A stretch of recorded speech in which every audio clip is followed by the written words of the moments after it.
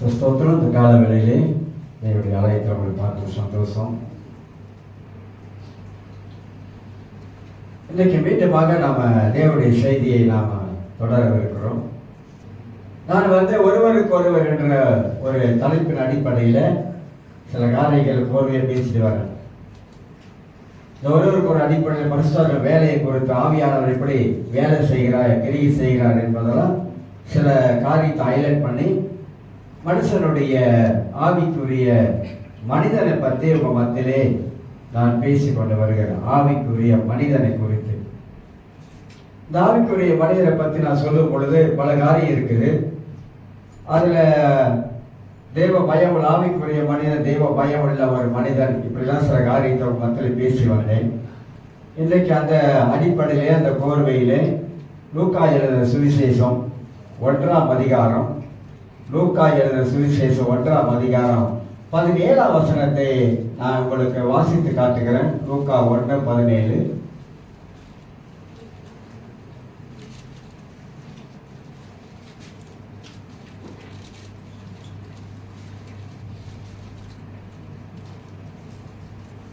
லூக்கா 1:17 பிதாக்களுடைய இருதயங்களை பிள்ளைகளிடத்திற்கும் கீழ்ப்படியாதவர்களை நீதிமான்களுடைய ஞானத்திற்கும் திருப்பி உத்தமமான ஜனத்தை கர்த்தருக்கு ஆயத்தப்படுத்தும்படியாக அவன் எலியாவின் ஆவியும் பலமும் உடையவனாய் அவருக்கு முன்பாக நடப்பான் என்றான் என்று வாசிக்கிறோம். யோவாஸ்தானங்களை பற்றி இங்கே சொல்லப்படுவதை குறித்து நான் பார்க்கிறோம். நாம வாழுகிற இந்த கிறிஸ்தவ உலகத்திலே நாம் மிக மிக ஒரு கடுமையான ஒரு காலங்களிலே நாம் வாழக்கூடிய சூழ்நிலை வந்திருக்கிறோம். அடுத்த மாசம் விலைவாசி எல்லாம் இன்னும் ஏறப்போகுது. ரஷ்யா ஈரானுடைய யுத்தங்கள் வளர்த்து கொண்டு போகுது. 3வது உலக போர் நடக்கும் என்றதான எதிர்பார்ப்பெல்லாம் நிறைய இருக்குது. உலகத்திலே பல விதமான சம்பவங்கள், நாம கேள்விப்படுகிற சம்பவங்கள்லாம் நடந்து கொண்டுதான் இருக்குது. பல காரியங்கள் வேதம் சொல்வதெல்லாம் நாம் பார்க்கிறோம். எல்லாம் சில காரியங்கள் உலகத்திலே நடப்பதை குறித்து பார்க்கிறோம். ஆனா அந்த வசனத்தின் அடிப்படையிலே பரிசுத்த ஆவியானவர் சபைக்குள்ள இருக்கிறதான ஒரு கூட்ட மக்களை கர்த்தரை உத்தமமான ஜனமாக கர்த்தர் ஆயத்தப்படுத்துகிறார். இன்றைய கிறிஸ்தவர்களுடைய வாழ்க்கையை நாம கொஞ்சம் சீர்தூக்கி நாம் பார்க்கும் பொழுது, கிறிஸ்தவர்கள் இன்றைக்கு வாழ்க்கையின் ஜீவியம், அவர்கள் கிறிஸ்தவ வாழ்க்கையின் ஜீவியம் ஆவிக்குரிய நிலைமையிலே பரிசுத்த ஆவியானவர் எப்போதுமே ஒரு மனிதன் ரட்சிக்கப்படும் பொழுது அந்த ரட்சிக்கப்பட்ட மனிதனை வளர்க்கிறாரு. ஒரு குழந்தை பிறந்தவுடன் அந்த குழந்தைக்கு எப்படி நம்ம ஆகாரத்தை ஊட்டி வளர்த்து பெரிய ஆளாக்குறோமோ, அது போல ஆவியானவர் நாம் குழந்தைகளாக கிறிஸ்துக்குள்ளாக பிறந்த பொழுது கர்த்தருடைய வார்த்தையின் மூலமாக பரிசுத்த ஆவியானவர் நம்மளை ஊட்டி வளர்க்கிறவராய் இருக்கிறார். நாம் வளர்ந்து வருகிற ஒரு பருவத்திலே நாம் வருகிறோம். வளர்ந்து ஆயிடுச்சு என்று சொல்வதற்குள்ள வளர்ந்து கொண்டே வருகிறோம், வளருகிறோம். முதிர்ச்சி அடைவதற்கு நாம் வளர்ந்து கொண்டே இருக்கிறோம். நிறைய காரியங்களை நம் வாழ்க்கையில ஆவியான கற்றுக் கொடுக்கிறார். நிறைய பாடங்களை நமக்கு கற்றுக் கொடுக்கிறார். கிறிஸ்தவ வாழ்க்கையிலே நிறைய அனுபவங்களை கர்த்தர் நமக்கு தந்து கொண்டு இருக்கிறார். நிறைய காரியங்கள் நாம் கேள்விப்பட்டாலும் நம்முடைய தனிப்பட்ட இந்த ஆவிக்குரிய வாழ்க்கையை நாம் எப்படி நம்ம கட்டி எழுப்ப வேண்டும் என்பதெல்லாம் நமக்குள்ளே இருக்கிற பரிசுத்த ஆவியானவர் நமக்கு சொல்லி கொடுத்து கொண்டே இருக்கிறார். சத்தியத்திலே வளர்வது மட்டுமல்ல, ஆவிக்குரிய வாழ்க்கையிலே வளர்வது மட்டுமல்ல, நம்முடைய ஆவிக்குரிய மனிதனாக குணாதிசயங்களை நாம வளர்ந்து வளர்ந்து கிறிஸ்துவுடைய சாயலுக்கு மாறுவதற்கு தேவன் நம்ம நடத்தி கொண்டு வருகிறோம். ஆக இன்று கிறிஸ்தவர்கள் எப்படி வாழ்ந்து கொண்டு இருக்கிறார்கள் என்பதை ரொம்ப கவனமாக நாம கவனம் செலுத்துவது நமக்கு நலமாக காணப்படும். அவருடைய எண்ணங்கள் எல்லாம் எப்படியாக காணப்படுகிறது, கிறிஸ்துவுக்குள்ளாக வரும்போது நம்முடைய எண்ணங்கள்லாம் எப்படியாக காணப்படுகிறது என்பதெல்லாம் நாம் அறிந்து கொள்கிறோம். இங்கே நாம் பார்க்கும் பொழுது ஒரு கூட்டம் உத்தமமான ஜனத்தை யோவாஸ்தானகன் அன்றைக்கு கூட்டி சேர்த்தார். எலியாவினுடைய ஆவி உடையவன் என்று போட்டிருக்குது. யோவாஸ்நானனுக்குள்ளாக எலியாவின் ஆவி இருக்கிறது. அப்படின்னு நீங்க வேற மாதிரி நினைக்கூடாது. ஏன்னா சில பேர் ஆவின்னு நிறைய தப்பான சில காரியத்தெல்லாம் சொல்றாங்க. எலியாவின் ஆவி வந்துருச்சு, எலிசாவின் ஆவி வந்துருச்சு, யோவாஸ்நானனுடைய ஆவி வந்துருச்சு, இப்படிலாம் நிறைய பிசாசின் உபதேசங்கள். நமக்கு இருக்கிறது ஒரே ஆவி, பரிசுத்த ஆவி. அந்த ஆவிதான் நமக்குள்ள வேலை செய்யும். கிறிஸ்துவின் ஆவி அவர் மட்டும்தான் நமக்குள்ள வேலை செய்வார். வேற எந்த ஆவியும் நமக்கு எலியாவின் ஆவி வேலை செய்யாது, யோவாஸ்நானின் ஆவியும் நமக்கு வேலை செய்யாது. அதனால நமக்கு ஆண்டவர் பரிசுத்த ஆவியானவரை நமக்குள்ள வைத்திருப்பதனால பிள்ளைகளுடைய இருதயங்களை பிதாக்களிடத்திற்கும்.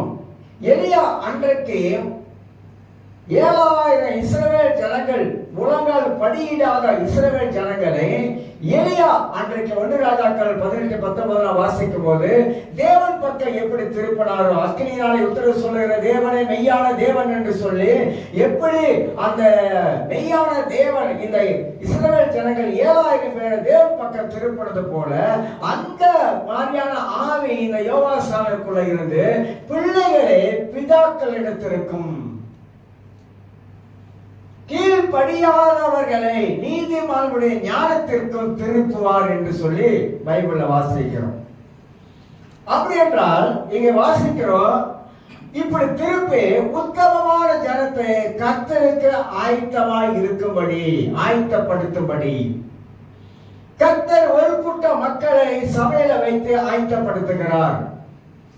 உத்தமமான ஜனத்தை கர்த்தர் சபைக்குள்ள வைத்து ஆயத்தப்படுத்துகிறார்.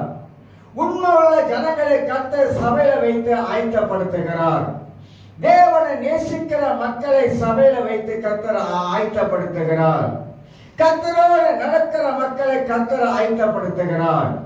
ஏனென்றால் இயேசுடைய வருகைக்கு முன்பதாக ஆண்டவர் ஒரு கூட்ட மக்களை ஆயத்தப்படுத்திக் கொண்டே வருகிறார். யாரெல்லாம் ஆயத்தப்படுகிறார்களோ அந்த ஆயத்தப்படுதலுக்குள்ளாக நாம் கடந்து போக முடியும். கர்த்தர் எதிர்பார்க்கிற காரியங்கள் அதுதான் என்பதை குறித்து நாம் அறிந்து கொள்ள முடியும். தேவன், அதாவது சபையிலே தேவன் ஒரு கூட்டத்தை உண்மையாக வாழுகிற மக்களை தெரிந்து கொள்ளுகிறார். உண்மையாய் வாழுகிற மக்கள், உண்மையாக அர்ப்பணிக்கப்பட்ட மக்களை தெரிந்து கொள்ளுகிறார். உண்மையாக ஆண்டவருக்காக ஜீவிக்கிற மக்களை கர்த்தர் தெரிந்து கொள்ளக்கூடியவராக காணப்படுகிறார் என்பதை நாம் நன்றாக நாம் அறிந்து கொள்ள முடியும். தேவ பயமுள்ள மக்களை கர்த்தர் தெரிந்து கொள்ளுகிறார். ஆண்டவருக்காக தன் வாழ்க்கையை அர்ப்பணித்து வாழுகிறவரை கர்த்தர் தெரிந்து கொள்ளுகிறார். பைபிளை நீங்க பார்க்கலாம், ஆண்டவர் நிறைய பேரை தெரிந்து கொண்டாரு. அவருக்காக நிற்கிறவர்கள், அவருக்காக உழைக்கிறவர்கள், அவருக்காக அர்ப்பணித்தவர்கள், அவன் நாமத்தை மகிமைப்படுத்துகிறவர்களை கர்த்தர் தெரிந்து கொள்ளக்கூடியவராய் காணப்படுகிறார். தெரிந்து கொள்ளுதல் முக்கியம் தேவனுடைய பார்வையிலே. கர்த்தர் உங்களை என்ன ஆண்டவர் தெரிந்து கொண்டிருக்கிறார். எதற்காக தெரிந்து கொண்டார்? நாம் அவருக்காக உண்மை உள்ளவர்களாக கடவுளுக்கு உண்மை உள்ளவராக இந்த உலகத்திலே வாழ்வதற்காக. இந்த உண்மை என்ற வார்த்தை ரொம்ப முக்கியங்க. இன்டெகிரிட்டின்னு சொல்றல, தேவன் பார்க்கிற வண்ணமாக நாம் உண்மையாக உலகத்தில் வாழ்வது ரொம்ப ரொம்ப அவசியமாக இருப்பதை குறித்து நாம் அறிந்து கொள்கிறோம். நீங்கள் ஏனென்றால் ஆண்டவர் நம்மளை பார்க்கிறார், தேவன் நம்மளை காண்கிறார். எப்படி ஆண்டவர் நம்மளை காண்கிறார் கேட்டீங்கன்னா, ஆதியாகம புஸ்தகத்திலே 16ஆம் அதிகாரம், ஆதியாகமம் 16ஆம் அதிகாரத்தை கொஞ்சம் திருப்பினீங்கன்னாக்கா அங்கே நாம் ஒரு சம்பவத்தை நமக்கு எல்லாருக்கும் தெரியும்.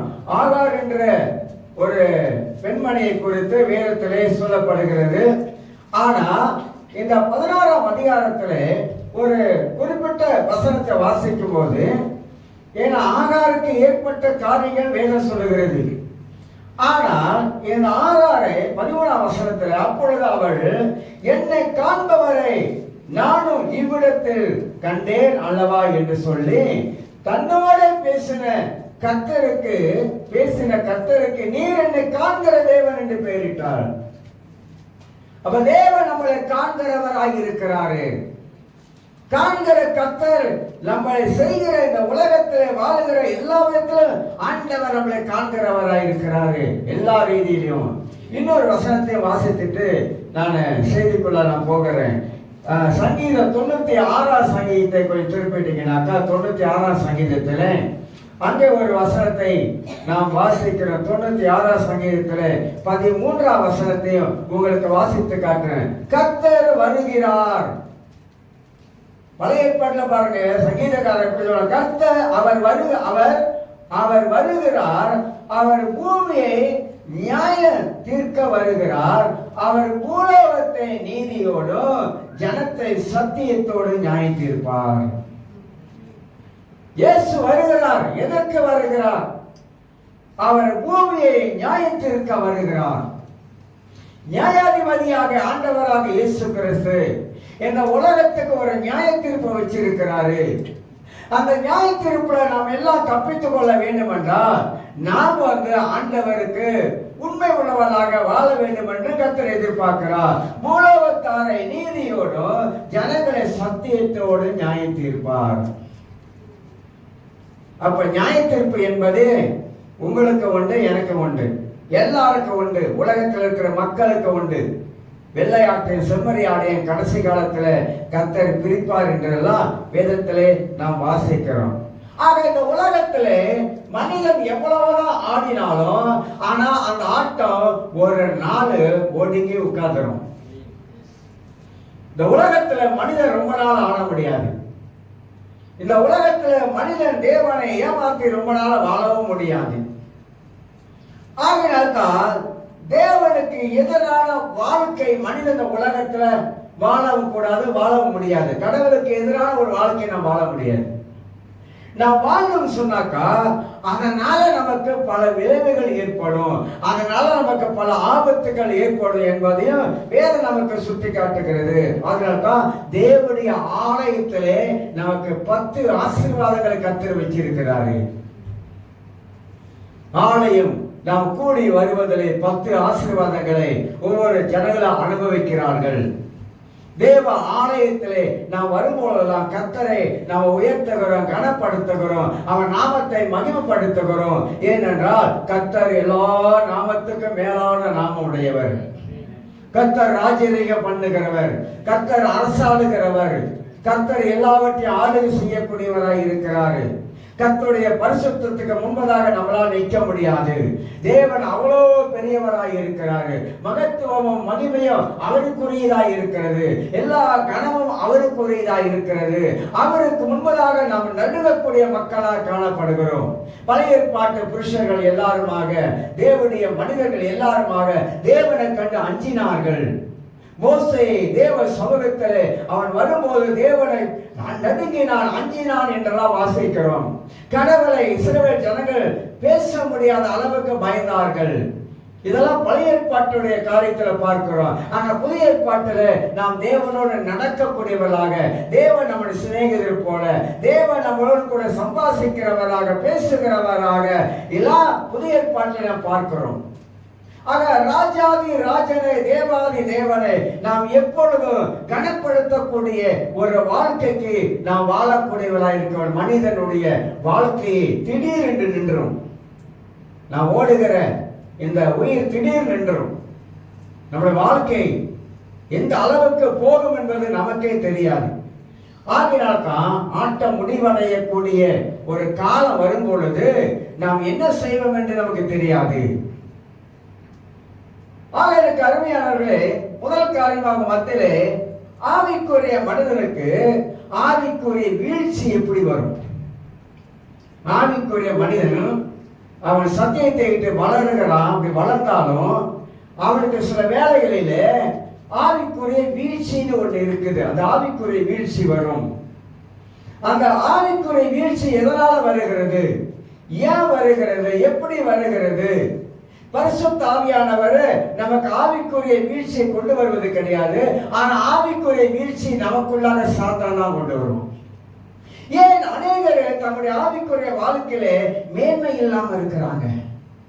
ஏன் தங்களுடைய வாழ்க்கையில ஆவிக்குரிய வாழ்க்கையில அவங்க வாழ்க்கையில முன்னேற்றம் இல்லாம இருக்கிறாங்க? ஏன் திருச்சபைக்கு அவங்க சரியாக பங்கெடுக்க முடியாம இருப்பதற்கு காரணங்கள் என்ன?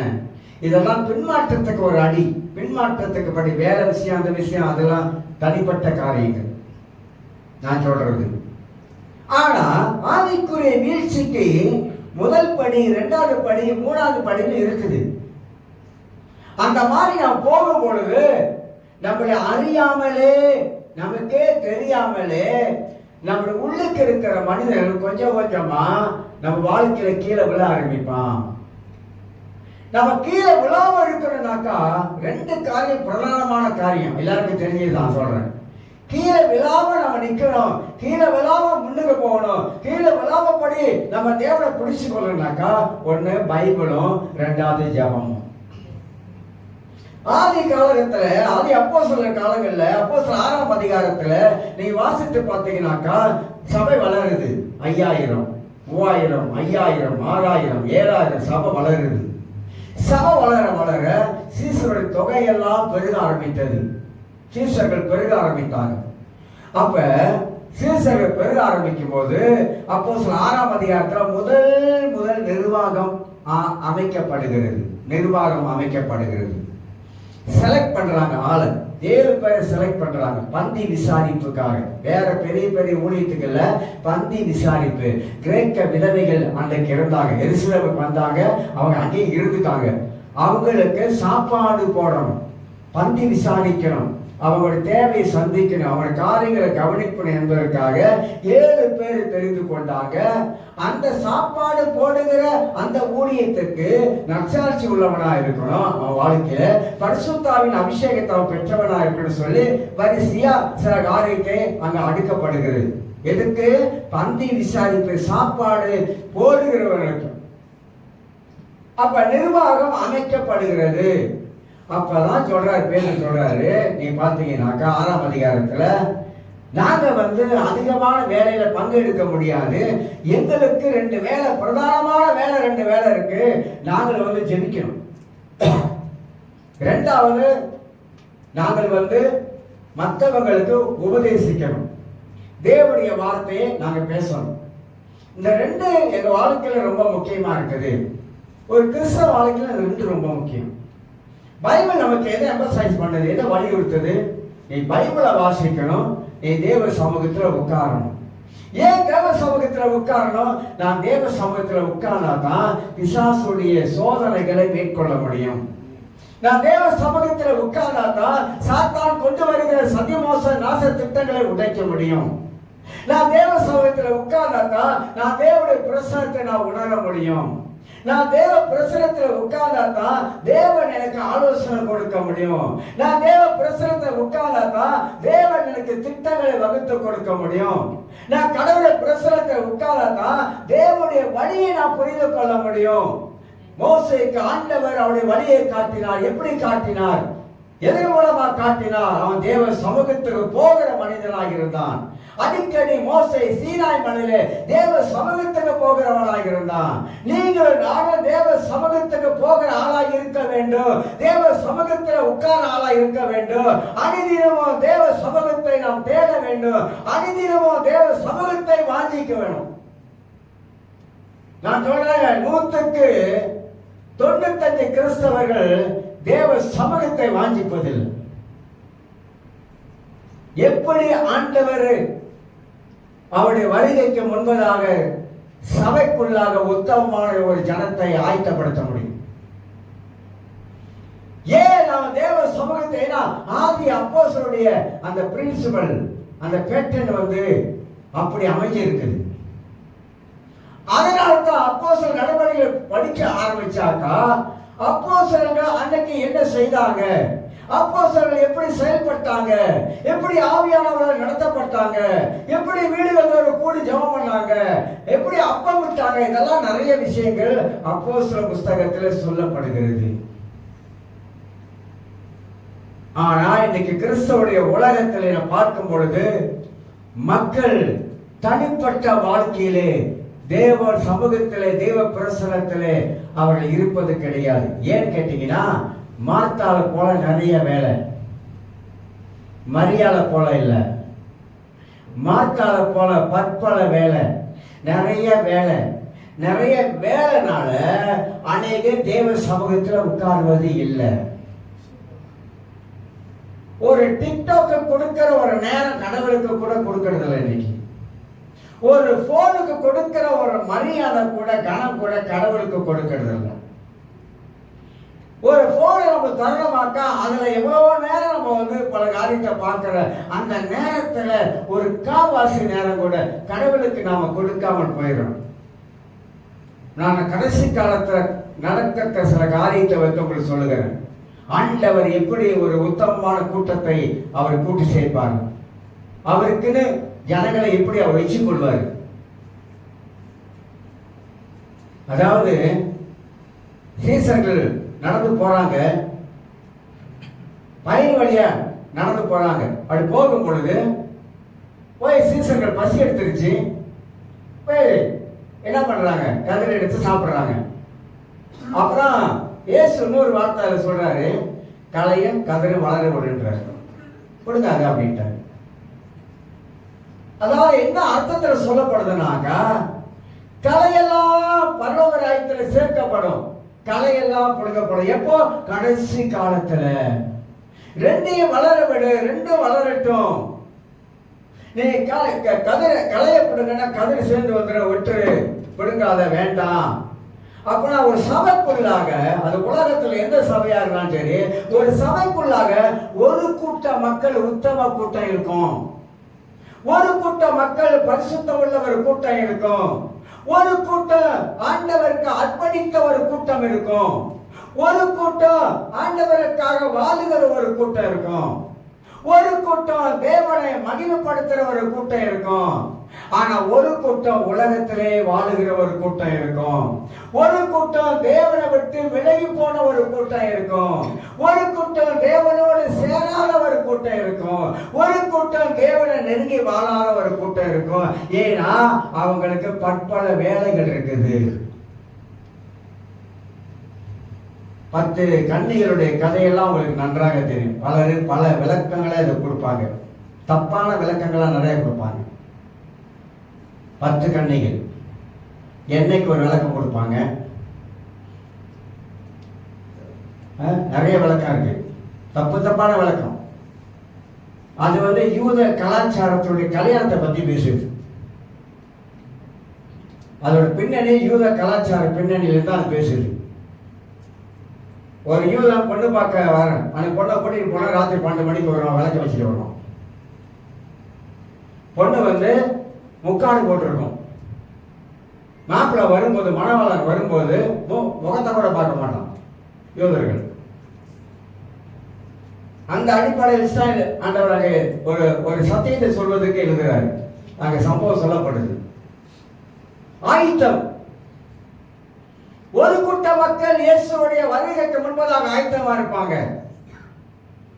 அதான் தெசலோனிக்க புத்தகத்துல வாசித்து பார்த்தீங்கன்னாக்கா, ரட்சிக்கப்பட்டாங்க 3 வார கிறிஸ்தவங்க எல்லாத்தையும் விட்டுட்டாங்க, தூக்கி போட்டாங்க, கிறிஸ்து வருகைக்காக இப்ப காத்திருக்காங்க. எவ்வளவு அருமையான தெசலோனிக்க மக்கள் தெரியுங்களா? எல்லாத்தையும் விட்டாங்க, விக்கிரகத்தை விட்டாங்க, எல்லாத்தையும் தூக்கி போட்டுட்டு இயேசுவோட வருகைக்காக காத்திருக்காங்க. நம்ம இயேசுடைய வருகைக்காக நம்ம காத்திருக்கல. நம்ம அநேக பற்பல வேலைகள்ல கவலையா இருக்கும். பற்பல வேலைகள்ல உலகம் தலைகீழா போகுது. உண்மையா சொல்றேன், உலகம் தலைகீழா போகுது. எப்படி தலைகீழா போகுதுன்னா, அநேக கிறிஸ்தவர்கள் விசுவாசத்தை இழந்துருவாங்க, அநேக கிறிஸ்தவர்கள் நம்பிக்கை இழந்துருவாங்க. அநேக கிறிஸ்தவர்கள் என்ன பேச ஆரம்பிப்பாங்க, என்ன கடவுள் இருந்திருந்தா நான் எப்படி இருக்கிறேன், கடவுள் இருக்கிறாருனாக்கா ஏன் அப்படிலாம் நடக்குது அப்படின்னு கேள்வி கேட்டாங்க பைபிள்ல. அந்த மாதிரி கடவுள் எங்க இருக்கிறாரு, நம்பிக்கை குறைஞ்சிடும், விசுவாசம் குறைஞ்சிடும். அதனால்தான் ஆண்டவர் ஒரு கூட்டம் உத்தம கூட்டத்தை ஆயத்தப்படுத்துகிறார், ஒரு கூட்டம் ஜெபிக்கிற கூட்டத்தை ஆயத்தப்படுத்துகிறார். ஐயா, நீங்க ஜெபிக்காம எந்த காரியத்தை உங்களால செய்ய முடியாது. ஆதி கால சரித்திரத்தில் நீங்க படிச்சு பார்த்தீங்கன்னாக்கா உங்களுக்கு தெரியும், சபை சரித்திரங்களை படிச்சு பார்த்தா உங்களுக்கு தெரியும், மிஷனரி வாழ்க்கையின் முறைகளை படிச்சு பார்த்தீங்கன்னா உங்களுக்கு தெரியும். ஆதி காலங்களில் கிறிஸ்தவர்களுடைய வாழ்க்கையில முக்கியமா என்ன காணப்பட்டதை படிச்சு பார்த்தீங்கன்னா உங்களுக்கு தெரியும். நம்ம ஏதோ வேலைக்கு போறோம், சம்பாதிக்கிறோம், அதெல்லாம் தேவை, அதெல்லாம் அவசியமானது ஒன்று, இல்லைன்னு சொல்ல வரல, எல்லாம் நமக்கு தேவை. ஆனா கடவுளை விட்டுட்டோமே, தேவனை விட்டுட்டோமே. வீழ்ச்சி எப்படி வருகிறது? நமக்கு அறியாமலே வீழ்ச்சி வருது. நம்மள தேவனை விட்டு தள்ளி தள்ளி போறோம், தூரம் போய்கிட்டே இருக்கிறோம். எப்படிங்க தூரம் போறோம்? எதனால தூரம் போறோம்? அதை தான் எடுத்து காட்டுகிறேன். எப்படி ஒரு ஆவிக்குரிய மனிதனுக்கு ஆவிக்குரிய வீழ்ச்சி எதனால வருகிறது? நாம் எல்லாருமாக ஆவிக்குரிய மனிதனாக, ஆவியிலே பலனுள்ளவராக, ஆவியிலே நாம் எல்லாரும் வாழுகிறவர்களாக நாம் இருக்க வேண்டிய நம்முடைய வாழ்க்கையிலே இந்த ஆவிக்குரிய வீழ்ச்சியை பிசாச ரொம்ப அழகா தந்திரமா மனிதனுக்குள்ளாக கொண்டு வருகிறான். ஒரு அழிய சொல்லுங்க. அதனால ஆண்டவர் நம்முடைய வாழ்க்கையிலே ஆவியானவர் விடாம கிரியை செய்ய ஆரம்பிக்கிறாரு. மக்களுக்கு பல ஆலோசனைகள், பல அறிவுரைகள், பல புத்திமதிகளை சொல்லிக்கொண்டே வருகிறார். ஆனா மக்கள் கேட்கிற மாதிரி இல்லை. மக்கள் கேட்காத ஒரு நிலைமையில இன்னைக்கு தள்ளப்படுறாங்க. அதனால நம்ம மார்த்தாலாம் இருக்கக்கூடாது. எவ்வளவுதான் வேலை இருந்தாலும் தேவனுக்கு நம்ம அந்த நேரத்தை நாம் ஒதுக்கி கொஞ்ச நேரம் தேவ சமூகத்துல உட்கார்ந்து நம்முடைய குறைகள், நம்முடைய மன அழுத்தங்கள், நம்முடைய மனபாரங்கள், இதெல்லாம் நம்முடைய வாழ்க்கையில இருக்கிற போராட்டங்கள், இதெல்லாம் கடவுள் ஆண்டவர்கிட்ட சொல்லி ஜெபிக்கும் பொழுதுதான். ஒரு ஊழியக்காரர் சொல்றாரு, நான் தேவ சமூகத்துக்கு போகும்போது ஜெகுல இருக்க ஒரு பாஸ்டர் பேசிக்குமா சொல்றாரு, என்னை பார்த்தா வெளியில அப்படி தெரியாது பாஸ்டர், நான் ரொம்ப கலகலன்னு இருப்பேன், சிரிப்பேன், எல்லாரும் பழகுவேன், கொள்ளுவேன். ஆனா நான் ஆண்டு சமூகத்தில் போகும்போது அங்கத்தான் அழுதே தீர்ப்பேன் அப்படின்றாரு. என் கண்ணீர் எல்லாம் அங்கத்தான் சிந்தி தீர்த்துட்டு வருவேன் அப்படின்றாரு. உண்மை. நிறைய பேர் டிஜி சினகரன் கூட சொல்லியிருக்கிறார். ஏன்னா நமக்கு ஒரு தகப்பன் இருக்கிறாரு நம்ம கண்ணீரை துடைப்பதற்கு.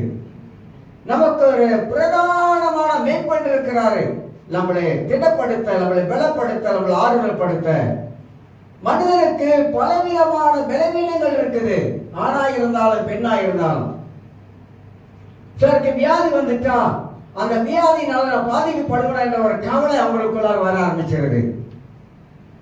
சிலருக்கு வேலை இல்லாத சூழ்நிலை வரும் பொழுது நான் என்ன செய்வேன் என்ற ஒரு தடுமாற்றம் அவங்களுக்குள்ளாக வர ஆரம்பிக்குது. இதான் மனித இயல்புகள், மனிதனை தாக்கக்கூடிய இயல்புகள், மனிதனுக்கு வரக்கூடிய போராட்டங்கள். கொஞ்சம் நஞ்சம் இல்லை. இப்ப இருக்கிற இந்த காலங்கள்ல யுத்தம், போர் எங்க பார்த்தா நடக்கிறதுனால இப்ப பயங்கரமான சூழ்நிலைகள் எல்லாம் இந்த உலகத்துக்குள்ளாக நடந்து கொண்டிருக்குது.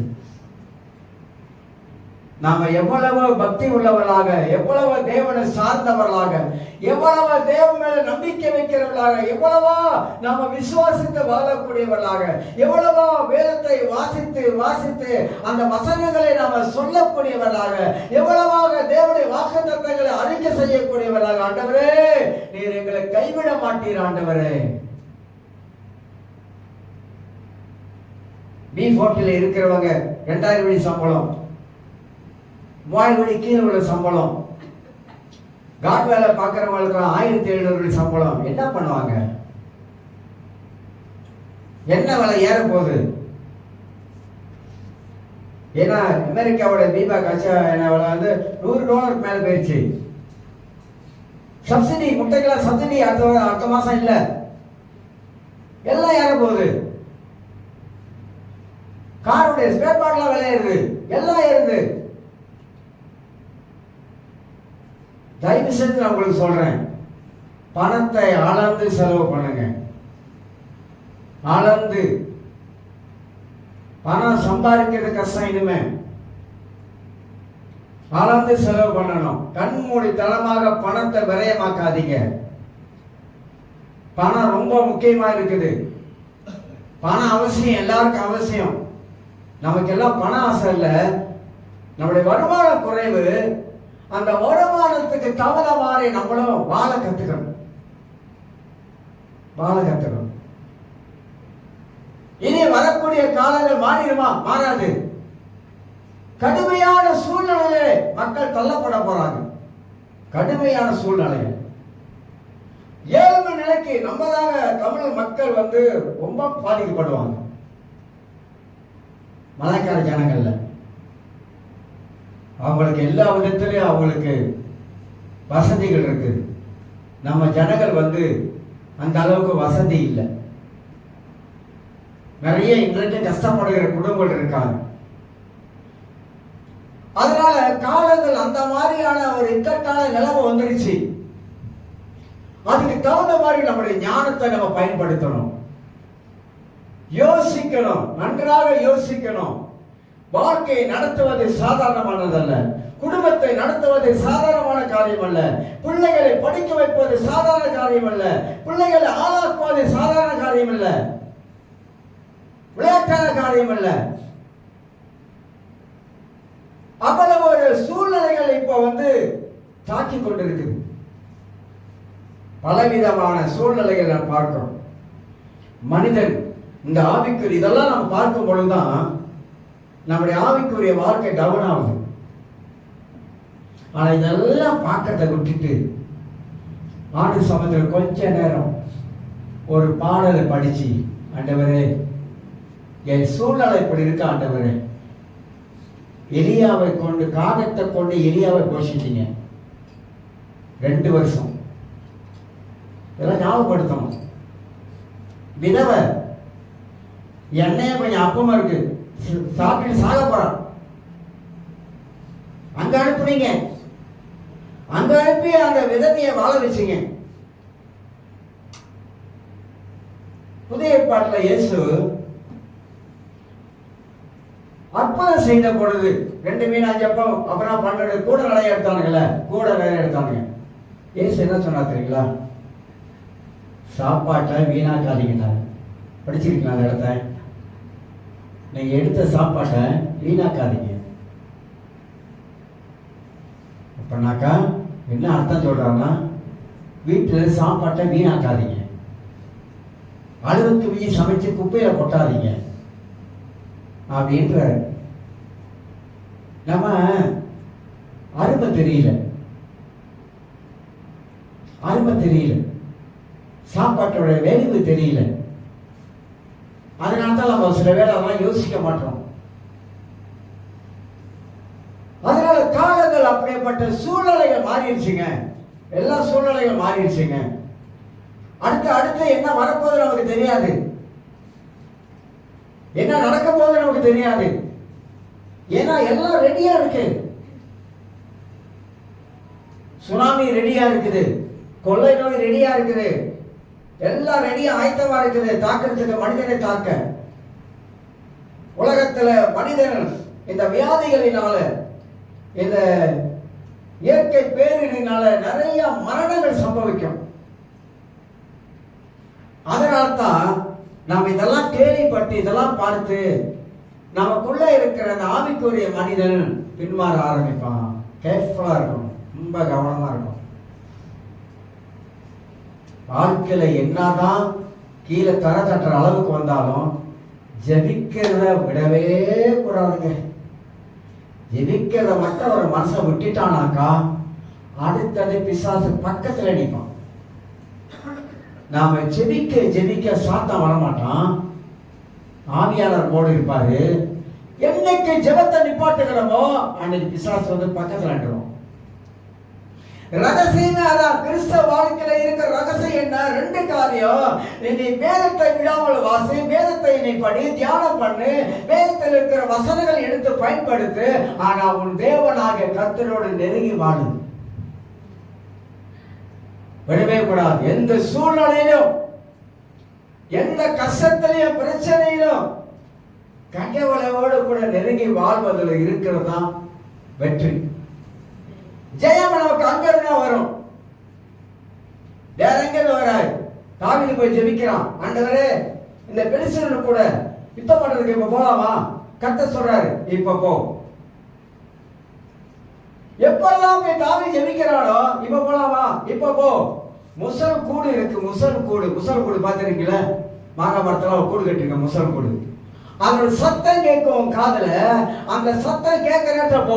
எவ்வளவு கரெக்டா ஆண்டவர் அந்த அந்த அடையாளத்தை காட்டுறாரு பாருங்க. பழைய ஏற்பாட்டை வாசிக்கும் போதெல்லாம் ஒரு சத்தியம் நமக்கு வெளிப்பட்டு கொண்டே இருக்குது. என்ன ஒரு சத்தியம் வெளிப்பாடு அப்படின்னாக்கா, கடவுளை தேடுகிறவர்களே கர்த்தர் கைவிடவே இல்லை.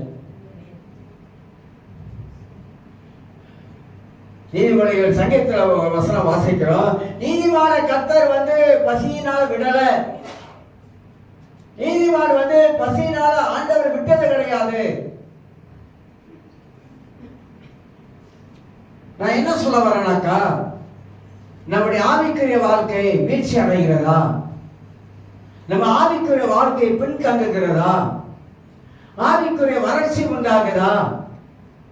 ஆவிக்குரிய உள்ளான நம்ம வாழ்க்கையில ரொம்ப டவுன் ஆகிட்டே போறோமா? கீழே போய்கிட்டே இருக்கிறோமா? செக் பண்ணுங்க. நீங்க சார்ஜ் பண்ற இடம் தேவனுடைய சமூகம். அங்கத்தான் நீங்க அழுக முடியும், அங்கத்தான் உங்க மனபாரத்தை ஊற்ற முடியும்.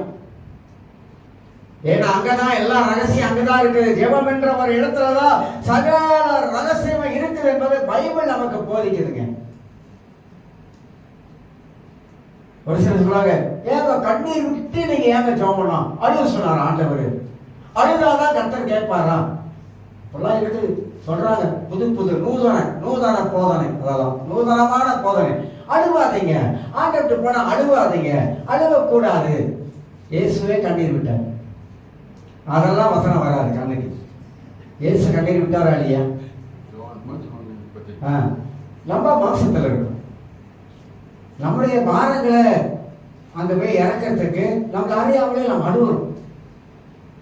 ஐயா, வயிற்று வலி உள்ளவனுக்காக வயிற்று வலியை பத்தி தெரியும். வயிற்று வலி இல்லாதவனுக்கு வயிற்று வலியை பத்தி சொன்னா அவனுக்கு புரியாது. அவனுக்கு வந்தாதான் தெரியும் அந்த வயிற்று வலி எப்படி இருக்கும். ஹாஸ்பிட்டலில் ஒருத்தர் விசிட் பண்ண போனேன். ஒரு சுகப்பேட்டையில் ஒரு பாசரு, அவங்க பச முத்து இங்கே தெரியும், படாஜியில் இருக்கார். அவருடைய அண்ணன், அவருக்கு அவர் தம்பி ஜொகூரில் பிள்ளையோட பட்ட விழாக்கு வந்திருக்காரு. கேளுக்கு வந்த இடத்துல அட்டாக் வந்துருச்சு. அவர் சொல்கிறாரு, பேசும்போது ஜெபிக்க போயிருந்தேன், சொல்கிறாரு, பஸ்ஸு எனக்கு சார் நானும் 2 ஸ்டாண்ட் போட்டிருக்கேன், ஆனால் எனக்கு வலியெலாம் வரல, எனக்கு உடம்பெல்லாம் வெறுத்துச்சு, லேசாக மயக்கம் வந்துச்சு, வயிற்றுலேருந்து ஆரம்பிச்சிச்சு, அவ்வளோதான் எனக்கு அப்படின்னு அவர் சொல்கிறாரு. இருதயமே வெளிய பிடிங்கி எடுத்துடலாம் அப்படின்னு நினச்சேன் சார். அந்த மாதிரியான வலி, சொல்ல முடியாத வலி. ஏன்னா அவருக்கு ஒரு நரம்பு 100% அடைச்சிருச்சு. கனடாவில் செஞ்சிட்டாங்க, அழகா. இல்லை செய்ய மாட்டாங்க, பைபாஸ் பண்ணி போடுவாங்க. அப்போ அவர் சொல்றாரு, அந்த வலி என் இருதயமே பிடிச்சி தூக்கி அப்படியே பிடிச்சி எடுத்துடலாம் போல இருக்குது. அப்ப என்ன மாதிரி வழியா இருக்கும்? வலி உள்ளவனுக்கு தாங்க தெரியும் வேதனை, எல்லாருக்கும் தெரியாது. அந்த வேதனை உள்ளவங்க தான் கடவுள் சம்பத்தில் போயிட்டு அந்த மாதிரி கண்ணீர் விட்டு அழுவாங்க. ஏன்? மனிதனுக்கு இருக்கிற பலவிதமான வேதனைகள், ஒரு விதமான வேதனை இல்லை. வியாதி ஒரு பக்கம் இருக்கலாம், எவ்வளவு ரிப்போ போறமோ தெரியாது அப்படின்ற ஒரு கேள்விக்குறியெல்லாம் வந்துடும் மனுஷனுக்கு. சில வேலை போயிட்டு சொல்லுவாங்க, விசுவாசமாயிரு விசுவாசமாயிரு. இந்த பேச்செல்லாம் பேசக்கூடாது. எல்லாருக்கும் விசுவாசம் இருக்குது, ஆனா அந்த கடந்து போற சிச்சுவேஷன், சூழ்நிலை இது தெரியாது. அந்த மாதிரி நம்முடைய வாழ்க்கையில சில காரியத்துல வரும் பொழுது நம்முடைய ஆவிக்குரிய மனிதனை கொஞ்சம் பின்தங்குவான், சொல்ல வர பின்தங்குவான். ஆவிக்குரிய அந்த வீழ்ச்சி வரும். இது ஒரு பகுதியான ஒரு வீழ்ச்சி. தேவனோடு நெருங்கி வாழ்வதிலெல்லாம் நமக்கு இதெல்லாம் ஏற்பட்டுரும். அதனால்தான் கடவுளுடைய சமூகம் நமக்கு ரொம்ப ரொம்ப முக்கியமானது என்பதையும் நான் உணர்ந்து கொள்கிறேன். இரண்டாவது இன்னொரு காரியம் சொல்லுகிறேன். நீங்க மத்திய எழுதின சுவிசேஷம் 11ஆம் அதிகாரத்துல கொஞ்சம் திருப்பிக் கொள்ளுங்க. மத்திய எழுதின சுவிசேஷம் 11ஆம் அதிகாரம், கொஞ்சம் சீக்கிரம் முடிச்சிடும், பயப்படாதீங்க, யாரும் பயப்படலாம். 11ஆம் அதிகாரம் முக்கியமான ஒரு வசனத்தை உங்களுக்கு காட்டுகிறேன். மத்தேயு சுவிசேஷம் 11ஆம் அதிகாரம் 20-21 வாசிக்கிற பாருங்க. 20-21. அப்பொழுது தமது பலத்த செய்கைகளில் அதிகமானவைகளை செய்ய கண்ட பட்டணங்கள் மனம் திரும்பாமல் போனபடியால் அவைகளை அவர் கடிந்து கொள்ள தொடங்கினார். பைபிளை படிக்கும் போது கொஞ்சம் கவனமா நம்ம யோசித்து படிக்கணும். யார் சொல்றான்? இயேசு சொல்றாரு. ஏன் கடிந்து கொண்டாரு? இயேசு போன ஊரெல்லாம் அற்புத அடையாளங்கள் நடந்தது. மக்கள் கண்கூடாக கண்டாங்க இயேசு செய்த அற்புதங்களை. அப்பதான் 21 சொல்றாரு, கோரேசிலே உனக்கு ஐயோ. ஐயோனா என்ன அர்த்தம்? ஐயோ பூமியில இல்ல, ஐயோ நரகத்துல தான். ஐயோ எரியுது, ஐயோ வேதனைப்படுறேன், ஐயோ தாகமா இருக்க அப்படின்ற வார்த்தை நரகத்துல தான் இருக்கு, பாதாளத்துல. ஏன் இப்படி சொல்றாரு? எதனால சொல்றாரு? பெத்சாயிதாவே உனக்கு ஐயோ, உங்களில் செய்யப்பட்ட பலத்த செய்கைகள் தீருவிலும் சீதோனிலும் செய்யப்பட்டிருந்தால் அப்பொழுது இரட்டுடுத்து சாம்பலில் உட்கார்ந்து மனம் திரும்பி இருப்பார்கள். என்ன அர்த்தம்? மனம் திரும்ப. ஒரு ஆவிக்குரிய மனிதனுக்கு ஆவிக்குரிய வீழ்ச்சி வருவது இரண்டாவது காரணம் மனம் திரும்பாமலே வாழ்வது. இது ரொம்ப ரொம்ப டேஞ்சரஸ், ஆபத்து. ஆபத்திலும் பெரிய ஆபத்து. ரொம்ப பேரு கடவுளுடைய அன்பையும் தேவ கிருபையும் வேற மாதிரி வச்சுட்டாங்க. அப்படி அல்ல. நம்ம மனம் திரும்பாமலே போவதற்கு யார் காரணம் தெரியுமா? சாத்தான் நம்மளை மனம் திரும்ப விட மாட்டான். பிசாசு நம்மளை மனம் திரும்பாமலே நம்மளை கொண்டு போறான்னு சொன்னாக்கா, மனம் திரும்பாமலே நம்ம போகும் பொழுது திடீரென்று நமக்கு ஏதாவது ஒரு சம்பவம் நடக்கும் போது மனம் திரும்பாமலே நரகத்துக்கு போயிடும். இது உண்மைங்க.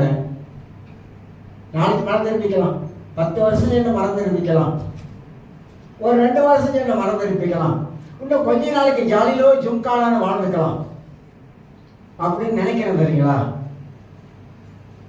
அதுதான் தப்பு கணக்கு.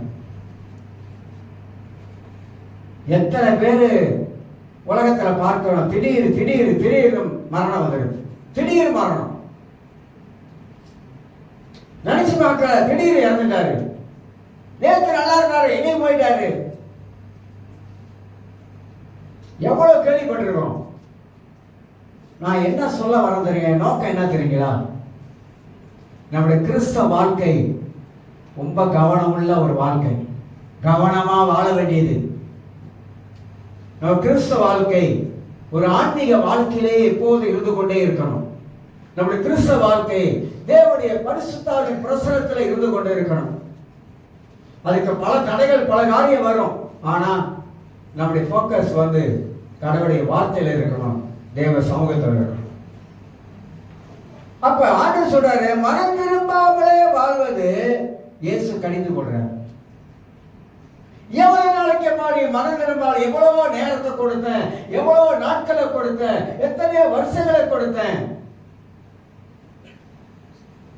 பேர் சொல்லாம சொல்றேன். ஒருத்தர் ரொம்ப காலமா சில பழக்க வழக்கத்துக்கு அடிமையா இருந்தார். ரட்சிக்கப்பட்டவர் தான். ஆனா வர்ஷிப்லாம் நடத்தி போடுறாரு. சில இதெல்லாம் செய்வாங்க, வர்ஷிப் எல்லாம் பண்ணுவாங்க. ஆனா கர்த்தர் சொல்லி சொல்லி சொல்லி சொல்லி சொல்லி ஆனா கேட்காத பட்சத்தில் இருக்கும் பொழுதுதான் என்ன ஆயிடுது. பழைய ஏற்பாடு காலத்துல கொஞ்சம் பாருங்க, இஸ்ரவேல் ஜனங்களுக்கு கர்த்தர் சொல்றாரு. எப்படி சொல்றாரு? ஒரு தீர்க்கதரிசி மூலமாக கர்த்தர் எச்சரிக்கிறாரு. ஆனா இஸ்ரவேல் மக்கள் கேட்டாங்களா? கேட்கல. கேட்காதவங்க எங்க போறாங்க? அசீரியருக்கு அடிமையா போறாங்க, பாபிலோனுக்கு அடிமையா போறாங்க. ஏன் போறாங்க? இதனால நீ உணரு, நீ உணர்த்தப்படணும். நீ எதனால பாபிலோனுக்கு வந்த? நீ தேவன் சொல்ற வார்த்தைக்கு நீ கேட்கல. எத்தனையோ முறை எரேமியா எச்சரிக்கிறான், கடவுள் வார்த்தை சொல்லப்படுது, எச்சரிப்பு கொடுத்து கொண்டே இருக்கிறான். ஆனா இஸ்ரவேல் மக்கள் கேட்கப்படல. போனாங்களா? நமக்கு பழைய ஏற்பாட்டு சரியான பாடம், போதனை. புதிய ஏற்பாட்டு நாம நடைமுறையில எப்படி நான் வாழணும் என்பதெல்லாம் புதிய ஏற்பாடு காட்டுது. அவ மனம் விரும்பாமலே வாழும் பொழுது நம்ம வாழ்க்கை திடீர்னு ஒன்று சம்பவிக்கும் போது அந்த நேரத்தில் வாயை விட்டு சோத்திர ஆண்டவரே மன்னிச்சிடாதுன்னு சொல்ல முடியுமா? சொல்ல முடியாதுங்க. சைலண்ட் கில்லர் ஹார்ட் அட்டாக் வந்து அடைக்கிறதுனால மட்டும் ஹார்ட் அட்டாக் கிடையாதுங்க. ரொம்ப பேர் நினைக்கிறாங்க நமக்கு கொழுப்பு வந்து நரம்புல அடைச்சி அதனால மட்டும் வர்றதில்லை. பல விதமான காரணம் இருக்கு.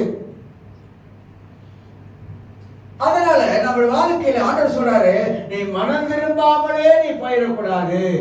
மனம் திரும்பதற்கு ஆண்டவர் சான்ஸ் எல்லாம் கொடுத்துட்டாரு. எத்தனையோ வாய்ப்பை கொடுத்துட்டாரு.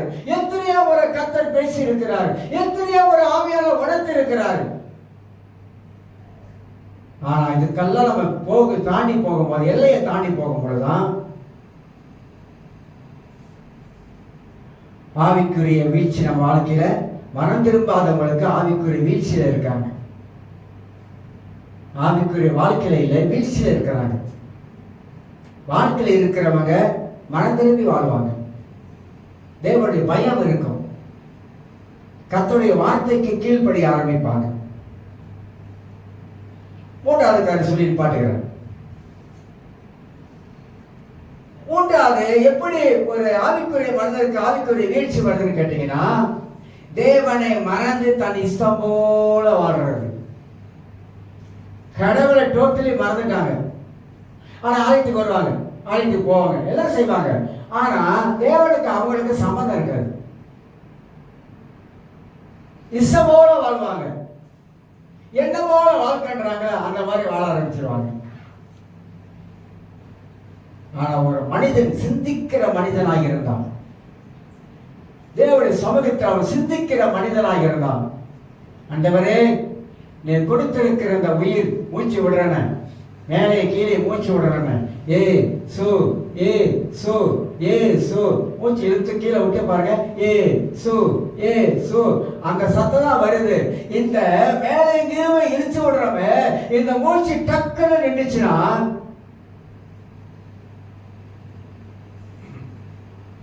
ஆண்டவர் அவனை படைச்சார்ல, இந்த மனித படைப்பு இருக்க நினைச்சு பார்க்க முடியாத ஒரு படைப்பு. மனித படைப்பு நினைச்சு பார்க்க முடியாது. தேவன் அப்படி படைச்சிருக்கார் மனுஷன்.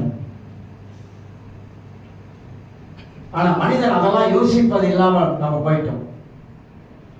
அதெல்லாம் மனிதன் என்ன பண்றாங்கனாக்கா, தேவனை மறந்து தன் இஷ்டம் போல வாழ நினைக்கிறாங்க. இல்ல இல்ல, இந்த உலகத்துல ரட்சிக்கப்பட்ட மக்கள் தன் இஷ்டம் போல வாழ்க்கையை வாழவே முடியாதுங்க. மனுஷனுக்கு ஆசை இருக்கலாம், அது நியாயம். எந்த மனுஷனும் ஆசையே இல்லைனாக்கா, அது எனக்கு ஆசையே இல்லைங்க, பாதை படிச்ச மாதிரி வேறுவான ஆசை இல்லை, எஸ் ராஜா அப்படின்னாக்கா, அதை பொய். நல்ல ஆசைகள் இருக்குது. சிலருக்கு நல்லா சாப்பிடணும்னு ஆசை இருக்கு, சாப்பிடுங்க. சிலருக்கு நல்லா உடுத்துன்னு ஆசை இருக்கு, உடுத்துங்க. எனக்கு அந்த ஆசை இருக்கு, விதவிதமான சட்டை போடணும் அப்படிலாம் ஆசை இருக்கு. அல்லது நல்லா இருக்குன்னு ஆசை. அந்த ஆசைலாம் நல்ல ஆசைங்க, கெட்ட ஆசை கிடையாது. ஆனா தேவையில்லாத ஆசை வரக்கூடாது. தேவையில்லாத ஆசைகளை வளர்க்க கூடாது. அதுதான் நமக்கு ஆபத்து ஆகிற. தேவையில்லாத ஆசையை நம்ம வளர்க்க ஆரம்பித்தோமா, தேவனை வர்றது இஷ்டம் போல வாழ ஆரம்பிச்சிடும்.